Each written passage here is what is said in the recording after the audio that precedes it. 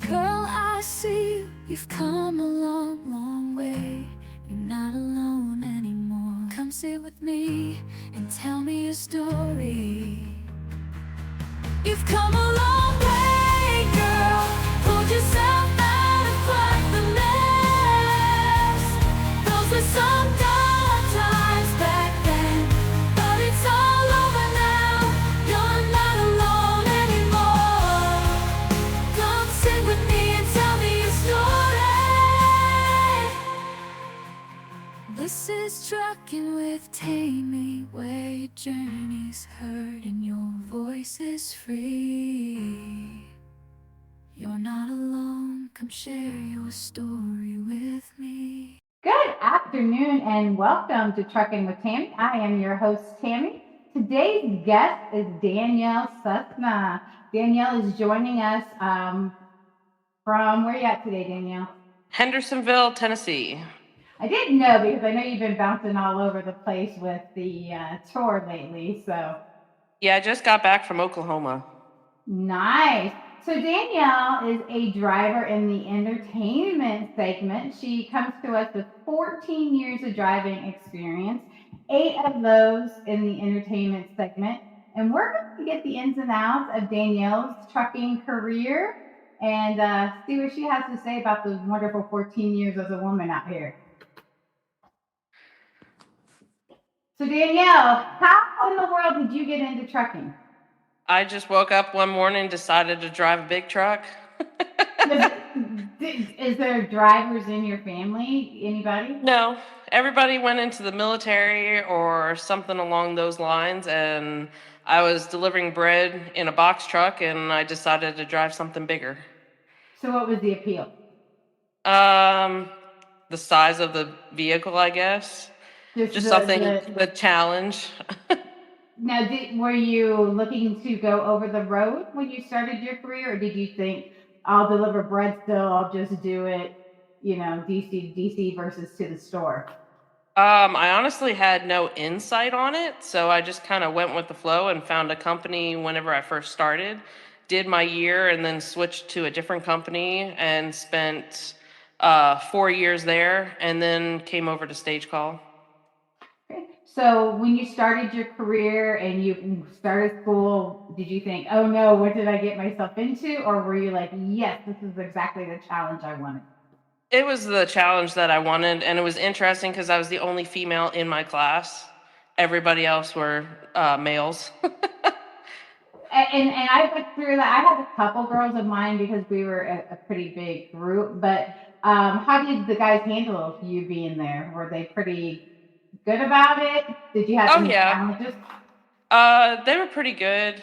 A lot of them would apologize if they cussed in front of me or said something, derogatory in a way, like a dirty joke or something like that, which doesn't bother me any, but they respected that I was standing there and said, oh, sorry. See, that's good. Were you in the Midwest or down south when you went to school? Yes, out of Arkansas. Yeah, so they down there, they're still saying yes, ma'am, sir, and yes. A little bit. Yeah, I can see that. So did you go to a college for your school, or did you go to one of the shorter programs? It was actually a 25-week program that happened at night, so that way I could still work during the day. And they got you ready for the written test and then also the road test. Nice. So 25 weeks at night. So yes. The one thing that everybody hates driving at night, that's how you started. Oh, I love it. I prefer driving at night. There's nobody else out. So have you stayed with nights then throughout your career then? As much as I can, especially with entertainment, because you'll load up at night and then drive to the next venue. So all your driving is mostly at nighttime. Yeah, and I'll hit the entertainment industry part here in a little bit because it's really interesting, and a lot of people have there's a lot of myths with it, I want to say. We had a little short stunt with it a few years ago with my drivers, and it's different when you're in it than a lot of people see it differently than what it really is, I want to say. But before we get to the trucking industry, let's talk about how you got there. So you started out, you were hauling dry van and reefer? Yes. So I started out dry van first for, a typical starter up company. And then hauled reefer for about a year and a half. And then went right back to dry van because that's when I switched to a different company that was out of Springfield, Missouri, and stayed there for a while and then switched over to this company. So when you got your first year experience, I hear a lot of women have good and bad experiences. I myself did not have a bad one when I came out, but you were pretty young when you started your trucking career. At that age, you were 22. So a 22-year-old female coming out in a very male-dominated world. How did your trainers? How did that situation go for you? I didn't have a bad situation. I did have a male trainer, but he was very respectful and, nothing weird there. I still get it to this day. People ask me, "You drive that thing?" I'm like, "Yes, I do." Yes. No, no, somebody else is sitting in there waiting, driving it for me, and I just get to look pretty in the driver's seat when I get out. Yep, I pulled up to the fuel island there, so, and, it wasn't really me.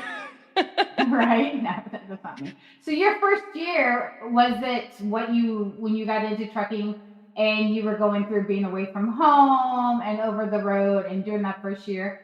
How did that go for you? I think it went pretty easy. It was a little bit to acclimate to, being gone and being over the road, trying to plan your day because people don't realize the necessities they have at home as far as a bathroom and shower and food all the time right Mhm. there next to you. Whereas as a truck driver, you have to go down the road and you have to plan your trip so you're not late for your deliveries or pickups. Yeah, and training that bladder is one of the hardest things you have to do. Yes. There's not always a semi-accessible restroom close. Yes, exactly. So, what was the biggest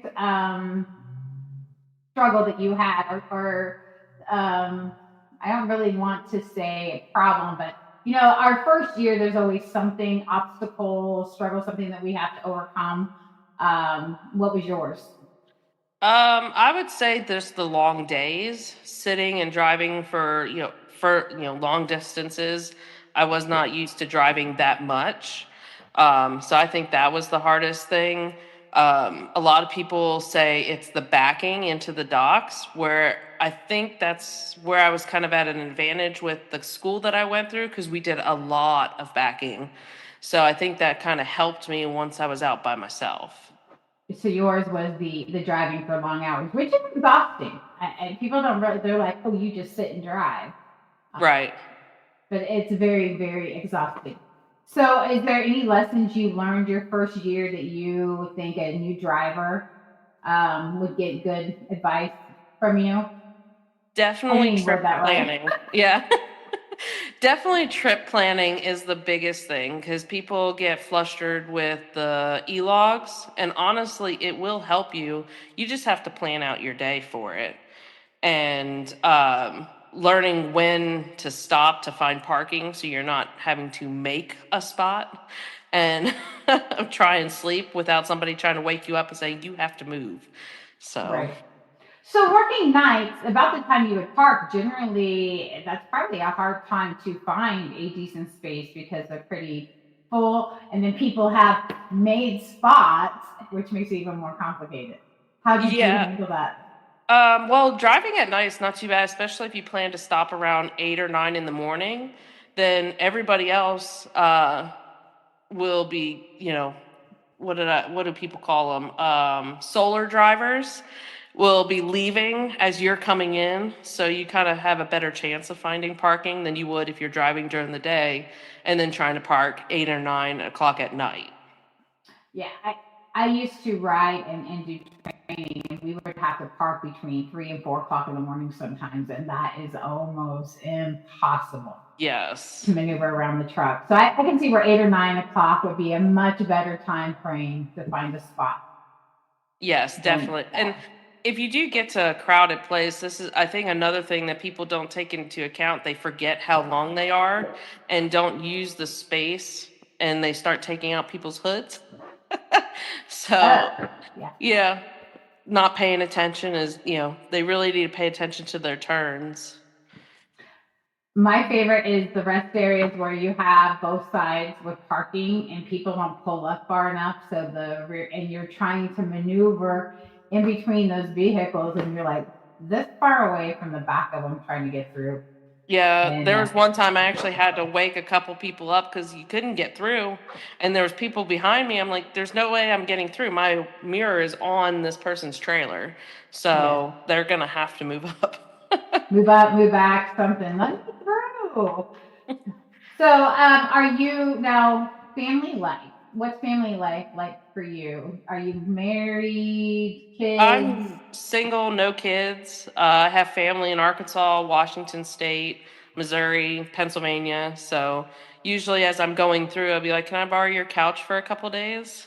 Right, and go visit, which is nice. Because Yes. I imagine being on the entertainment, and here we go, we are going to talk entertainment industry here. Being on the entertainment industry, you have to make a commitment to a tour. So a home time isn't like every 2 weeks or every week like a lot of drivers like. Exactly. A lot of people ask, how do I get into the entertainment industry? And I ask them the first thing is, well, how much time do you want home? Because I literally live on my truck. I don't have a home of my own. To give a good example, my main tour that I'm going to be on is going until June of next year.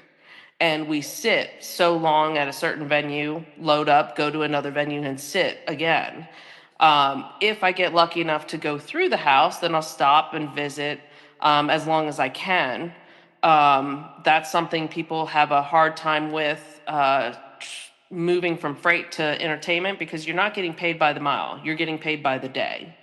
So you're not running for those miles. And a lot of freight haulers will come in thinking, oh, I got to move, move, move. Because if the wheels aren't turning, I'm not making money. But then it'll click in your head, oh, wait, I am making money. I don't have to worry about it.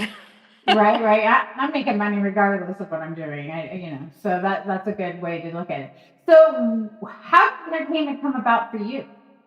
I found an ad on Facebook and I'm like, oh, that sounds fun. I will apply. The worst they can say is no. And I got hired after, I guess it was 2017 in January. And so, backing in the entertainment industry is very challenging. Yes, it's another hurdle people come into because you're actually out with a lead driver. If it's, I know with my company, if it's 3 trucks or more, you'll have a lead driver. That person goes in between production and the other drivers. They're also in charge of setting up parking and backing the trucks in because we will go to some places that are very, very tight. They weren't made for 53-foot trailers, let alone an extended sleeper cab. So backing in is the lead driver's job, and the driver of that truck has to really listen, and it becomes a struggle for them to Right. listen to somebody else to back them in. But if they would just let the lead driver do their job, it actually goes really smooth. So, when you apply and knowing some of the ins and outs and the difficulties of this job, especially in the entertainment industry, the hiring companies, how do they approach that with you? Do they say, "Hey, this is the good and bad about what you're looking for. Are you still interested?"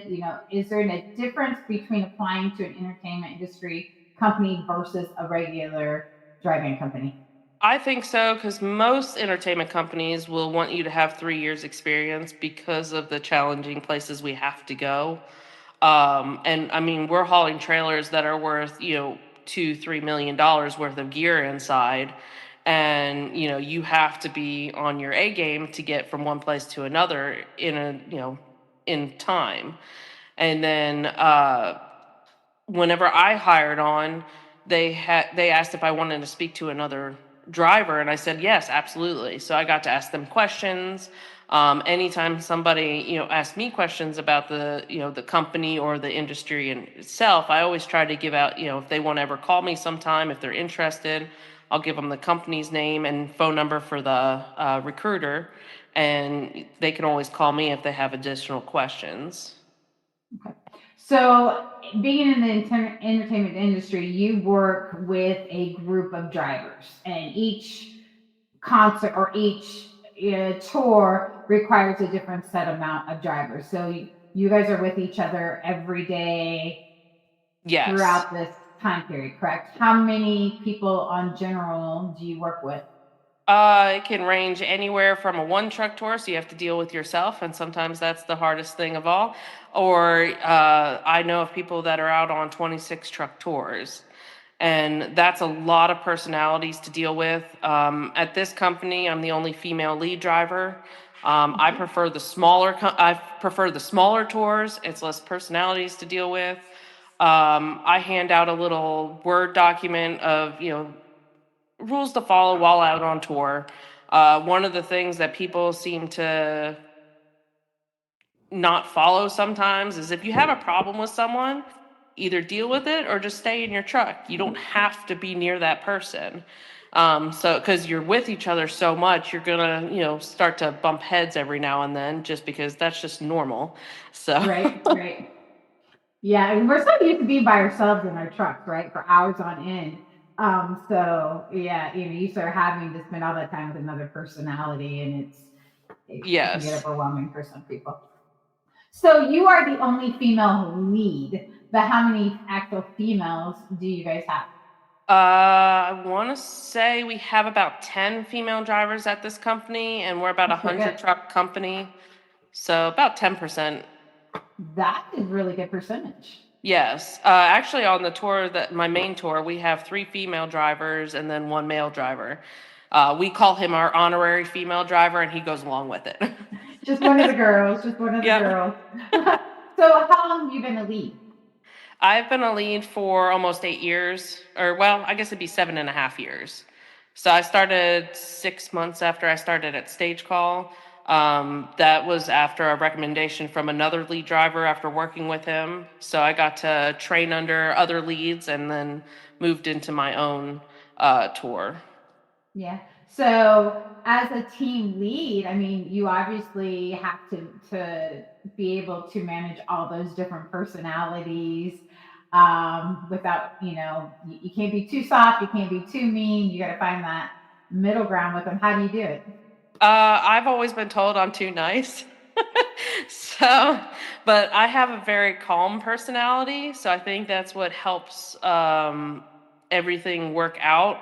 Plus, at the end of the day, I'm just another driver with you guys. We're all trying to work together as a team to get this done. So, if we work together, it makes it so much easier. Do you get much pushback with that from drivers? Sometimes, and I hate to say it, older male drivers have a tendency not to want to listen to me. I think because one, my age, and I'm a female, which I can't hold it against them too much because that's just how they are. And I just try to do my job the best I can. Yeah, I know that the I've been driving for 20 years type. I Oh, we know what get I'm that all the doing. time. Freight haulers coming in, they're like, I've been doing this for 30 years. Okay, well, this is different. Right. I'm not saying you Welcome don't to know my how world. to do your job. I'm just saying we have a little bit different way of doing it here. Yeah, and there's a lot different in the entertainment industry. It's not just somebody maneuvering you to back. It's the lifestyle. Yes. So All drivers are given a laminate, and you have to be careful with laminates. Some people get a little overzealous with social media. You have to be very careful what you post and where you post it. Because some of these tours, even when you sign on with a company, most companies have uh, social media guidelines on if the public can post, take a picture of it and post it, then you're okay to do that. Uh, my rule of thumb, I just don't check into venues or things like that sort, just not so I'm not highlighting exactly what I'm hauling because you don't know what people are following you on Facebook or any other type of social media. which is not just a entertainment industry safety issue, that is a safety issue for women regardless of the freight they're hauling. Yes. Yeah, that's true. Um, as a rule of thumb, when I first came out here, I used to always tag my location for family and friends. But then, as a woman, there are men who will find somebody that they want to target, and your location to them could be dangerous for you. Yeah, thankfully, I've only ever had one incident. It was in Memphis. And granted, I had one of my headphones in, so I was listening to music, not paying attention to my surroundings. Thankfully, I don't think he was meaning to be harmful. I think he was coming up to ask me for money, but he was drunk and he tripped, and it caused a whole kerfuffle and ended up with a nice bruise on my face. And people were like, "What on earth happened?" I'm like, "It's a big story." Yeah, drunk and unsteady is rough, but I hope you're okay. Oh yeah, I was fine. There was a driver in the truck next in another fuel island. He got out, pulled the guy off of me. The security officer inside the truck stop came out and was talking to him, and I'm like, I'm fine. I ended up actually having a concussion, but didn't know Oh it. my gosh! Over a drunk guy at the fuel island. That is crazy. That is crazy. So, being in the entertainment industry, one of the biggest myths I've heard is drivers think it's party time because they're going And to be it's touring with the band. completely opposite. And unfortunately, it's what a lot of you get the nickname as a poser if you start hanging around inside all the time.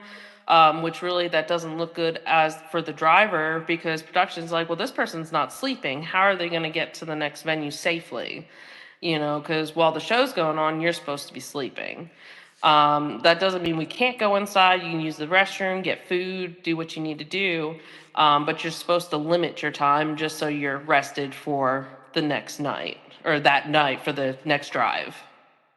So, one of the perks of being a driver is the food, though. Yeah, So, they definitely set free food. yeah they set up a pretty good buffet or spread of food when you are on site on location, correct? Correct. It'll usually be just the show days. Or if you have what they call a pre-rig day, which they bring in the rigging equipment that goes up in the air, lights and motors and things of that sort, they'll set up the day before. And it also depends on the tour. The smaller the tour, the less chance of actually having catering. So that is a perk of being on tour. I have to tell people when I'm out on my Broadway tours, we do not get catering. So you're going to have to plan your meals. Every now and then, a venue will provide a loadout meal, but that's very rare sometimes. Okay. And what about showering facilities when you're on those tours? So I always tell the drivers you can do the showers. The older the theater, the worse the showers are, only because those are the last things to be upgraded in an older theater. You have to wait about 30 minutes for the water to get even lukewarm. Oh And wow. the rule of thumb for showers is to be done before the artist or the cast comes in. That way you're out of the way so they can do what they need to do. Okay, so you are the drivers. You're also the set crew. This is a big crew with all the pieces having to work together. So, is there a rhythm that you guys have so that you can a schedule that you have to abide by uh, for eating, showers, so that everybody gets taken care of? Yes. With the bigger tours, you kind of have to set up a schedule so everybody can get the showers done. Um, Usually with catering, you'll have breakfast from 7 to 10, lunch 12 to 3, and then dinner 5 to 8. And you can go in any during those times to eat. Um, and sometimes it depends on the venue, obviously. On They don't want you hanging out in catering, obviously, but go in, eat. If you want to take a water back to your truck or something like that, they just don't want you to fill your truck with food and drinks because there are other people that have to eat. Right. And I would imagine the times for you are different than the actual band and the headliners, um, their time as well. Yes, so usually band and the lead singer or whoever, whatever it is, will come in the afternoon.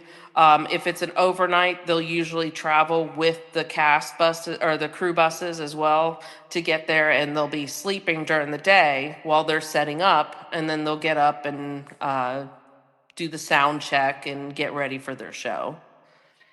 But the access to the drivers, I think is what I'm trying to get is they don't have access to those members, Correct. right? Well, I mean, technically, yes, we do, but you're held to a higher professional standard to, yes, you have an all access pass, but you're not supposed to misuse that all access pass. Right. So it basically, if there's your favorite singer and you are driving and you're hauling for them and you see them, it can't be like, oh my God, it's Yeah, you posted. You can't have to turn it. be You can't turn into a fangirl out on tour. You want to hold a professional manner at all times, just because at the end of the day, they're a person just like you. They have a job to do. You have a job to do. So and now that's. Oh, sorry. Go but ahead. no, go ahead. Oh, I was gonna say that doesn't mean if the band member or the singer, says hi to you or starts talking to you, doesn't mean you ignore them. You can Right. be polite. You just don't want to go out of your way to, Wipe the drill, guys. Wipe the drill. exactly. Yes. So how do new drivers to the tour normally, and do they have that adjustment period? Do you have to really hammer that home that they can't be fangirls and fanboys? Yes, and unfortunately, there are drivers out there who don't abide by that and, will be in places they shouldn't be and they have to have a talking to. But majority of entertainment drivers will be professional at all times. I always tell people it's a 3 to 6 month adjustment period going from freight to entertainment because one's schedule, the type of lifestyle it is different than freight hauling.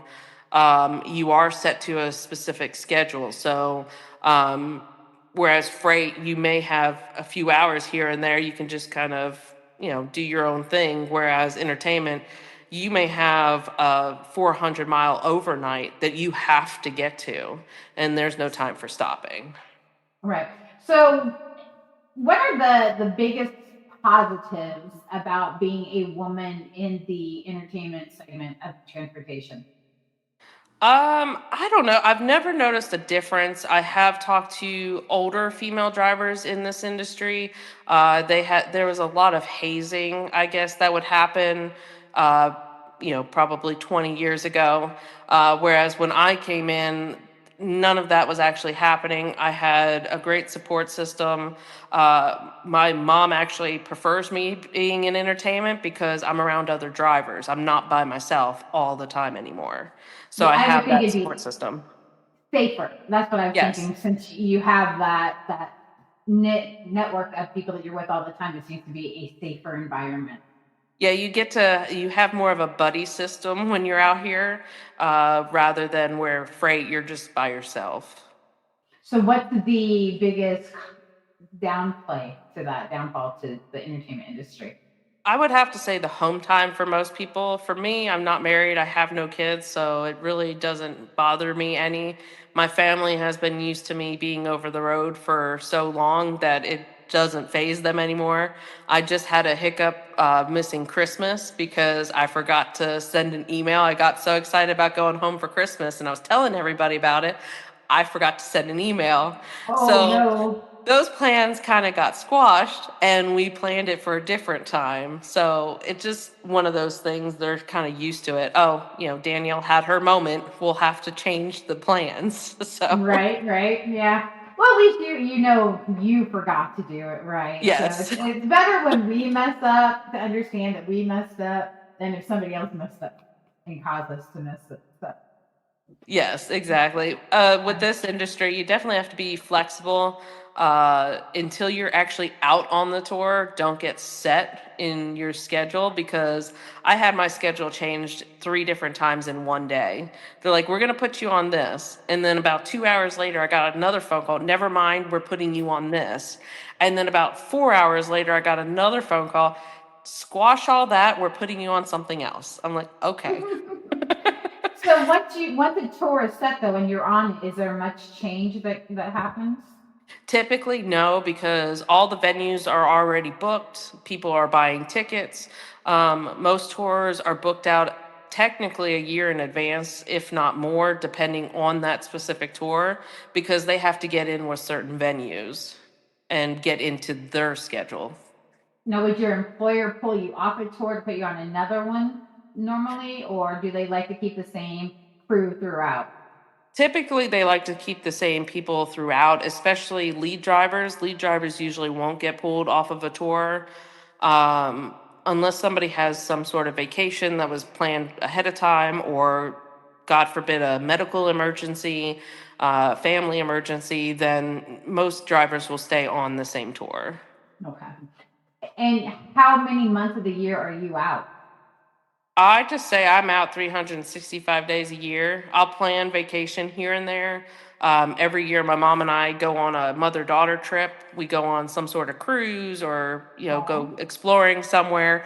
So I plan those out, and then I let the company know. I'm like, I need these 2 weeks. Everything else, just put me on what you need me. So. do you guys do the tours 12 months of the year then, or does the entertainment industry have a downtime? I mean, typical downtime is wintertime. However, you'll have some tours that will keep moving, which is good. Like my tour coming up, we'll go back out January 5th and go until June. And there's no more downtime during those 6 months. So you're off. So are you home then until January 5th? I'm doing little things here and there, what they call one-off tours, which is Okay. like a show. You go in, deliver it, and then leave. Or you'll go in, deliver, load back up, and then go back and take the gear wherever it needs to go. Nice, nice, nice. So let's talk money. So everybody heard about Taylor Swift's drivers getting that huge bonus, which was really nice. But how does pay work in the transportation industry? I know every company is different, but from what I've understood, most entertainment companies do a salary type pay, where you're getting paid per day as long as you're available to work. And that's your base pay. When you're actually out on tour, you'll get extra pay, what they call your travel pay. Lead drivers will get extra pay as well.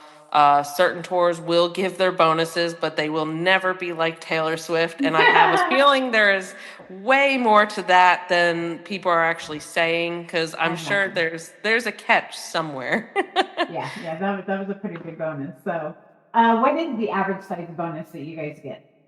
I've heard anywhere from 500 to 1500, depending on the length of the tour, and again, depending the size of the tour will make a difference as well. So, And that comes directly from the tour to you guys. So correct. that's Yes. really nice for a job well done. You It know, is, and most companies will file a W-2 or W-4, whatever it is. You have to fill out the form, so you have to pay your taxes on it, and then you'll get the rest of it. so what's the average salary that somebody can expect in the entertainment industry? I've heard companies starting as low as $200 a day, so that's $1,400 a week, just starting out and not doing anything but showing up. And then you'll get, most companies will pay you per diem, or you'll get that at the end of the year. That's the same for any truck driver, because you're out on the road, you get that extra money there. Travel days, you get what they call hotel buyouts money. So that ranges, depending on company, anywhere from $50 to $80 a day, depending on the tour and the company, I think. So are a lot of drivers making upwards of six figures then? Or, I mean, what's the average, do you I think? know lead drivers can definitely make up over six figures. Starting out, you're looking at about 80,000 a year, and then it goes up from there. That's not too bad though. I mean, if you don't mind not being home and working nights and a tight schedule, if that's something interesting, I mean, the pay isn't horrible for the environment that you're working in. Exactly. I think the perks kind of outweigh everything. Yeah, you could probably run freight and make more money, but then you have to rely on those miles. Whereas in this industry, as long as you're there to and you're available to work, you're getting a paycheck. You don't have to, count miles. You don't have to worry about it. It's going to be the same as long as you're available to work. Right. So you've been with your company 8 years, lead driver. What's your next step? Um, Eventually going part-time and maybe having a real life. I have no idea. You think after 14 years you may be ready for a real life? Just a little bit. My goal is to eventually have some land, build a little barndominium, and just kind of hang out on the porch and hunt and go fishing and do whatever I want to do. Yeah. So do you have any hobbies while you're on the road that you do besides trucking? I'll go to the gun range a lot, especially with some other drivers. We enjoy going and just tearing up some paper and getting out of the trucks. Walking around the downtown cities is a lot of fun because you get to find some of those little small stores or restaurants, and you get to find some of the hidden gems of downtown areas. What's your favorite restaurants or little gyms that you've found so far? It was a little mom and pop place in New Jersey. It's right across the street from a theater up there. And it was owned by a Polish couple and very, very nice people. A couple of us went in there and we were talking to the owner, and they were asking us questions about the trucks, about the tour. And, we were just having a good old time talking, and it was really good food. Oh man, those little small mom and pops are the best. They really are. We found another one. It's in Madison, Wisconsin, I think it is. There's a TA, and then down the street is an off-brand truck stop. And Pinecone. is that it? So they have like a bakery and they have like the really big, Yes. Oh, it yeah, was those pine so cones. good. We were stuck there for 6 days, and again, we got to know the owner there. It's a American German couple who runs the restaurant. Really, really nice people because they got to know us. We came in 2, 3 times a day just to sit and talk with them or have coffee or get one of their ginormous Danishes, and it was so good. It is one of my favorite restaurants, truck stops in Madison. So it's a rundown truck stop, right? It's just a small little convenience store. They got a CV shop upstairs, and then they got that little restaurant attached to it, and they have the best bakery items, and they have some really good Yes. food too.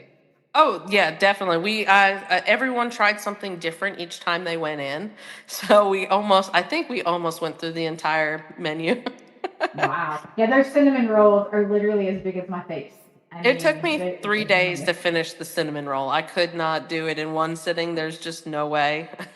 Yeah, they have a second location in a truck stop that's farther down on 94, and I can't remember the name of the town, but it's east of there. Yeah, and I literally have to put on blinders when I drive by. I'm like, no, Tammy, not today. Your hips can't take it today. Yes. Yeah, when you say the word Wisconsin, and I just grow because the food is so good in Wisconsin. So, what's retirement looking like? So, you've been driving 14 years. You're thinking about part time. When are you thinking about making that leap? Probably within 10 years. That'll put me, about 45, 46 years old, which isn't a bad time to go, even if it's just part time. Or I may change my mind. I don't know where life will take me. Yeah. So, not having a house, not having all those extra expenditures, are you saving for that barn dominium so that you can get that built? Trying to. The company offers, I don't know if this is all companies. I know with my company, they offer a 401k and they'll do matching. So I've been trying to put as much into that as I possibly can. Um, I have actually broken down how much money I spend on food, which is a lot. If you don't have a tour that has catering, you're definitely spending a lot of extra on food. This year, I'm making a change on eating out of the truck a lot more. I bought a portable freezer from Amazon, and it just plugs into a cigarette lighter, and it's actually dual section, so I can do one side freezer, the other side a regular refrigerator. So it'll help me get more food on the truck. So, before that, were you just eating out all the time then? all the time, not healthy at all. That's another thing with truck driving. You don't get a lot of exercise. You have to force yourself to walk or get out and do something. Unfortunately, I have a lot of friends who are very, very overweight and they worry me.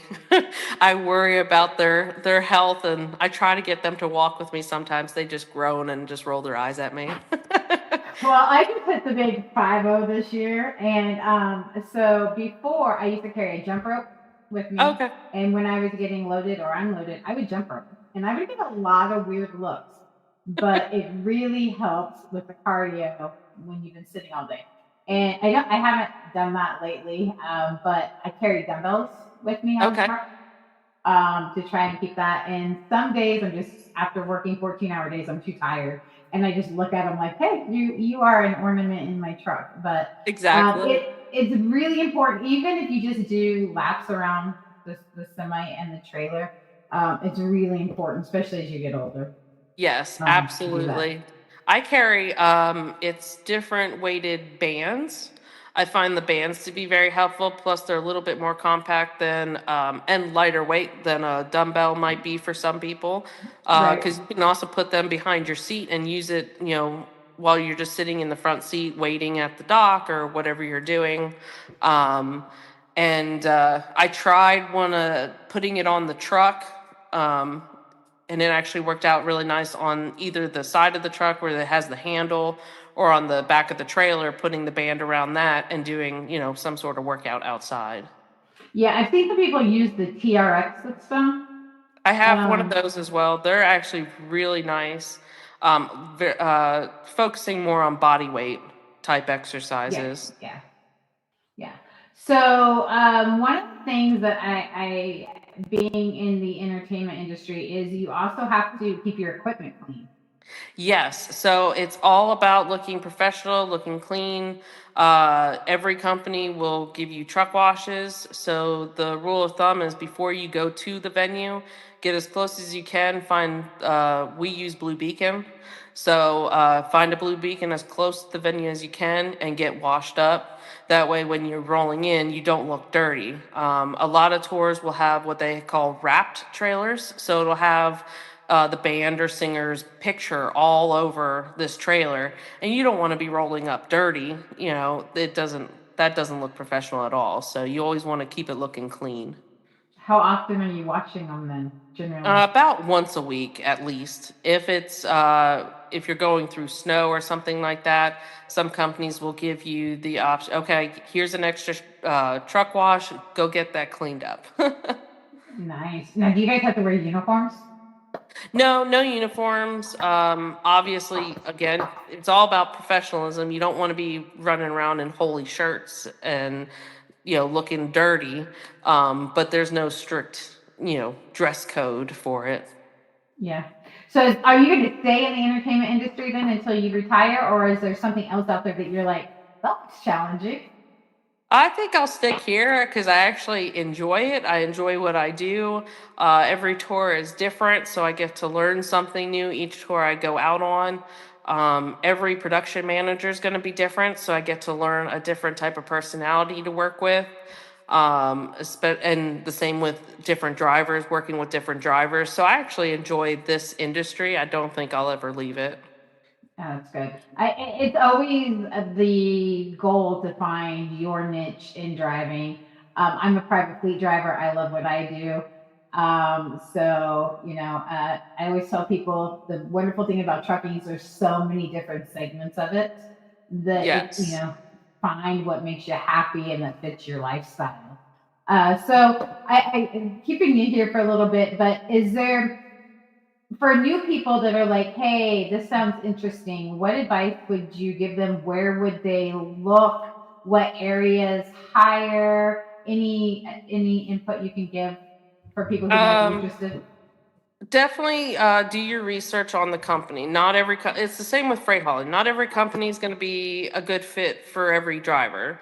Um, I'm sure I could go to another company and make more money, but that's not important to me. I enjoy how the company that I'm with treats me. They get me where I need to be if I want to go home somewhere. And I've built, it's taken a long time to build the reputation I have at this company, especially as a lead driver and a female lead driver. It's a different atmosphere. So I actually, and I'll probably ever just stay here unless something drastic changes. But you can call any entertainment company and talk to a recruiter. My advice would be to talk to an actual driver at that company, not just the recruiter, because at least the driver can tell you the trucking side of it, not the office side. Right. Yeah. I mean, as far as respect, I know you respect me because you were referred to me personally by someone who I respect. So, He is awesome. He really is. He's good. yeah, yeah, yeah. So, you respect it when somebody's putting your name out there saying, hey, go talk to her. I love it. I was shocked to see it. I'm like, yeah, sure. I'd love to talk about it. That's awesome. Yeah, yeah. Well, I love getting so for females out here, they don't always know everything that's available to them, or whether it will be a good fit, or all the ins and outs, the good things, the bad things. And so being able to provide all that information from somebody who's in it, Right. Yeah. is beneficial, especially someone your age who's been in trucking since such a very early age. You've done almost the majority of your career in this section, which is, so some women coming out here who don't have ties at home, who want to live out on the road like you are, it'd be a great fit. Somebody who's balancing young kids at home, not so much. Yeah, not so much. If you ask older drivers, they're like, you kind of screwed yourself starting in trucking so early because now you're kind of stuck. I'm like, well, sort of. I'm always trying to learn something new. I actually finished a bachelor's degree while out on the road. So if I ever wanted to switch careers, I technically could. Not that I ever would, but So, what did you get your bachelor's in? just general studies because I couldn't figure out what I wanted to be when I grew up. So I just started taking random classes. My favorites were the computer classes and psych classes, which the psych classes actually helped me, interact with other drivers. Going through college helped me with my writing. So when I'm sending emails to production managers, I don't sound like a dumb truck driver. I actually can sound professional. Wow. Now, was that something that you paid for yourself, or was that something that the company helped I you take paid care for it myself. I would take anywhere from 1 to 2 class. It was through Southern New Hampshire University. It's of? all Hmm. online, so it made it very easy to do on the road. Depending on the class, I would take 1 to 2 classes because it's a lot of work in 8 weeks.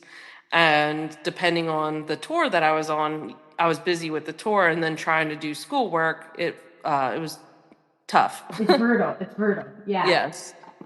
With 14-hour days and your tight schedule, I was like, how did you manage to fit schoolwork in with that? I got lucky because with my Broadway, so I got my very first tour was a Broadway show, and that same production company is like, oh, we want to keep having you back. So I've been with that same production team since 2017. They're talking about going out again next year for 2025, 2026. So I'll work with them for another year. So I've actually, with their schedule, you sit for 6 days, so that made taking classes a lot easier. Oh, wow. Yeah. So you're getting paid. So this is, I imagine, on Broadway. So you're getting paid while they're having their multiple shows every week, and you're just waiting for them to finish up. Yep, we'll load up and just move to the next one, sit. Sometimes you'll have overnighters, good push, but typically you're sitting at least 2 to 3 days, if not more. So that leads me to a question. When you are sitting for those specified amounts of time, especially when it's longer, will your company pull you to do anything else in between, or you were just there sitting, making your appearance every day? Technically, you're just there sitting. I know with this company, if it's 12 days or more, trucks will be pulled off and trailers will go into what they call storage until the next time they have to go back out. And during those 12 days, if the company needs you elsewhere, they'll send you out on that. Since COVID, unfortunately, a lot of companies are going to hauling freight to kind of fill in the gaps and just kind of make up some money for the drivers having to sit and wait. Right, I've heard that, especially with our mutual friend, that they do that. So that gives you some time to catch up on your studies and while you're getting paid to just hang out. Yes, exactly. Which is nice. I've in the back of my mind, I've thought about doing my master's, but I think it'd just be a waste of money because I wouldn't know what to focus on. I wish there was a way just to take the classes just for the hell of it. Right. I am always looking at online classes and little training things just to keep because we're always changing and evolving and growing. And even at my age, I don't want to be stagnant. I always love to learn something new. Exactly. Yes, that's how I am. I try to find something new every day, even if it's something little. One of my friends like, well, you could learn little facts like kangaroos can't hop backwards. I'm like, well, I did learn something new today then. They can't hop backwards. Because of Interesting. their, Now I know something new. it's because of their tail, apparently. I'm just sitting here trying to picture it. What would you do with your tail, kangaroo? So, is there anything else you would like to add? I can't think of anything at the moment, but if any of your viewers have any questions, they're more than welcome to reach out to me. I'd be happy to answer anything I can. Yeah. I will tag your social media when I post these up. I thank you so much for joining us today and having the spare time. I really appreciate it. Well, So, thank you for having me everybody, on. I'm going to, if you want to hold on, I'm going to go ahead and end our live. Everybody, thank you for tuning in to Trucking with Tammy. You have a great day, and we'll see you on the next live.